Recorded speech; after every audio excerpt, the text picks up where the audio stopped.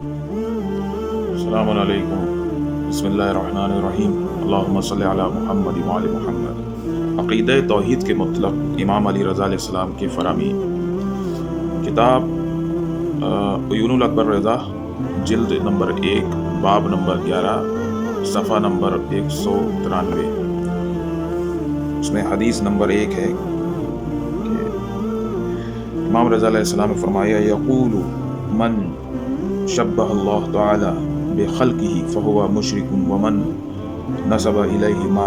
نہی عنہ فہو کافر۔ یاسر خادم سے روایت ہے کہ امام رضا علیہ السلام کو یہ کہتے ہوئے سنا، آپ نے فرمایا، جس نے اللہ کی شبیہ اس کی مخلوق سے دی وہ مشرک ہے، اور جس نے اللہ کی طرف اس چیز کی نسبت دی جس سے اس نے منع کیا وہ کافر ہے۔ یعنی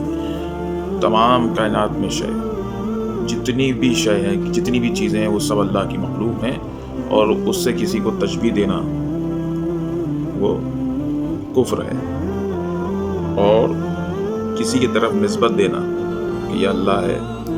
وہ کافر ہے۔ سید عبدالعظیم، یہ حدیث نمبر 2 ہے، سید عبدالعظیم حسنی نے ابراہیم بن ابی محمود سے روایت کی کہ اس نے کہا کہ امام رضا علیہ السلام نے قرآن مجید کی آیت اس دن چہرے تر و تازہ ہوں گے اور اپنے رب کی طرف دیکھ رہے ہوں گے، سورہ قیامہ کی آیت نمبر 22-23 کی تفسیر کرتے ہوئے فرمایا، یعنی روشن ہوں گے اور اپنے رب کے ثواب کے منتظر ہوں گے۔ یعنی دوسرے بہت سے جو فرقے ہیں وہ اس بات میں قائل ہیں کہ قیامت کے دن جو ہے وہ اللہ کا دیدار ہوگا، اللہ کی طرف دیکھا جائے گا۔ اللہ جو ہے وہ کسی بھی جسم سے جو ہے وہ مبرہ ہے، اللہ کا کوئی جسم نہیں ہے کہ ہم اسے اپنی ظاہری آنکھ سے دیکھیں، کیونکہ اگر ہم دیکھیں گے تو جس طرف دیکھیں گے اس کے برعکس اس کو وہاں موجود نہیں پائیں گے، اور جس کو اگر ہم سامنے دیکھ رہے ہیں اور وہ شے ہمارے پیچھے نہیں ہے تو وہ پھر ایک محدود ہو گئی، باؤنڈ ہو گئی، اور جو باؤنڈ ہو جائے گا یعنی جسم جو رکھا ہوگا وہ مخلوق ہوگا نہ کہ خالق۔ تو کسی نے پوچھا کہ امام رضا علیہ السلام سے کہ اس دن چہرے تر و تازہ ہوں گے یعنی قیامت کے دن، اور اپنے رب کی طرف دیکھ رہے ہوں گے، تو آپ نے فرمایا یعنی ان کے چہرے روشن ہوں گے اور وہ اپنے رب کے ثواب کا انتظار کر رہے ہوں گے۔ اسی طرح ابو صلت حروی عبدالسلام بن صالح کہتے ہیں کہ میں نے امام رضا سے پوچھا، مولا آپ اس روایت کے مطلب کیا فرماتے ہیں جس کے مطلب لوگ بیان کرتے ہیں کہ مومنین اپنی منازل جنت میں اپنے پروردگار کا دیدار کریں گے؟ یہ سن کر حضرت نے فرمایا، ابو صلت، اللہ تبارک و تعالیٰ نے اپنے نبی کو جملہ مخلوقات اور جملہ انبیاء و مرسلین و ملائکہ پر فضیلت دی ہے، اور ان کی اطاعت اور بیعت کو اپنی اطاعت اور بیعت قرار دیا، جیسا کہ اس نے خود فرمایا، جس نے رسول کی اطاعت کی اس نے اللہ کی اطاعت کی۔ یہ سورہ نساء کی آیت نمبر 80۔ بے شک جو لوگ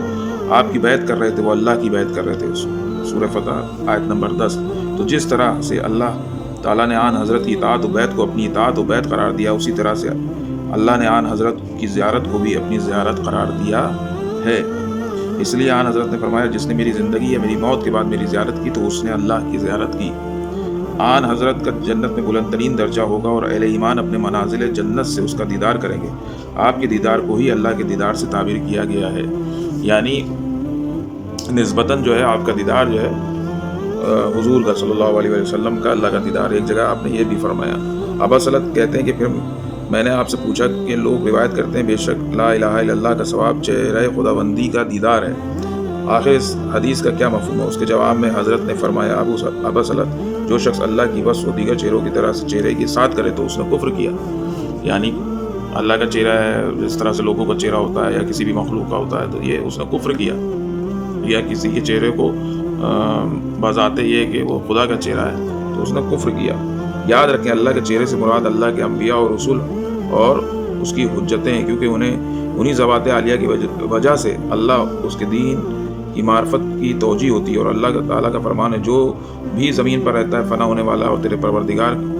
کا جلال و اکرام والا چہرہ باقی رہے گا۔ یعنی یہ کوئی اللہ کا فزیکل فیس نہیں ہے، کوئی بھی نبی، کوئی بھی رسول، کوئی بھی امام اللہ کا فزیکل چہرہ نہیں ہے، مگر کیونکہ ان کے ذریعے ایک آئیڈینٹی ہے، ان کے ذریعے انسان اللہ تک پہنچتا ہے، تو اس لیے ان کو وجہ اللہ کہا گیا۔ البتہ اللہ کا کوئی چہرہ نہیں ہے، کوئی شبیہ نہیں ہے۔